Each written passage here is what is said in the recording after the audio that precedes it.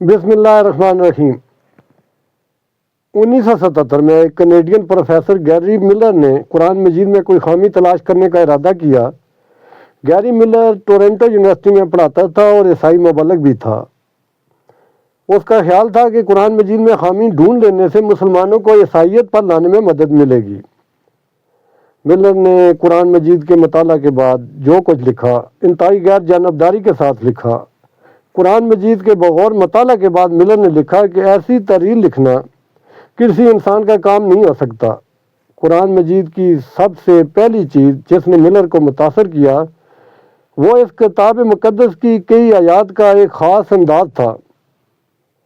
مثلا سورۃ النساء کی 22ویں آیت جس کا ترجمہ ہے کہ تو کیا وہ قرآن پر غور نہیں کرتے؟ قرآن مجید اللہ کے سوا کسی اور کا کلام ہوتا تو بے شک وہ اس میں کئی غلطیاں پاتے۔ اور سورہ بقرہ کی 23ویں آیت جس کا ترجمہ ہے کہ اور اگر تم اس کتاب پر شک کرتے ہو جو ہم نے اپنے پیغمبر پر اتاری تو اس جیسی ایک صورت لا کر تو دکھاؤ۔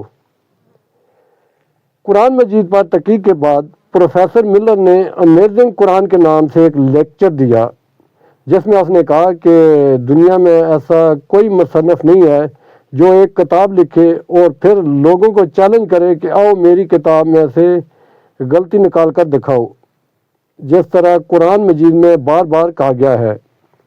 ملر مزید کہتا ہے کہ یہ بہت ہی حیران کن ہے کہ قرآن مجید میں جو آیات مسلمانوں کی کسی شکست یا صدمے کے موقع پر نازل ہوئیں ان میں فتح کی خوشخبری سنائی گئی، جبکہ جو آیات کسی فتح کے موقع پر نازل ہوئیں ان میں غرور و تکبر سے بچنے کی تنبیہ کی گئی ہے اور مسلمانوں سے مزید جدوجہد اور قربانیاں طلب کی گئی ہیں۔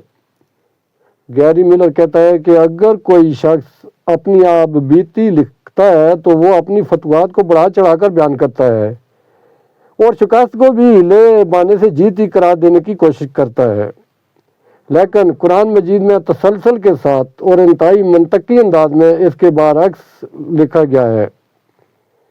قرآن مجید میں کسی ایک مخصوص وقت کی تاریخ بیان نہیں کی گئی بلکہ اس میں عام قوانین وضع کیے گئے ہیں جو اللہ تعالیٰ اور اس کے بندوں کے مابین تعلق کے خد و حال کا تعین کرتے ہیں۔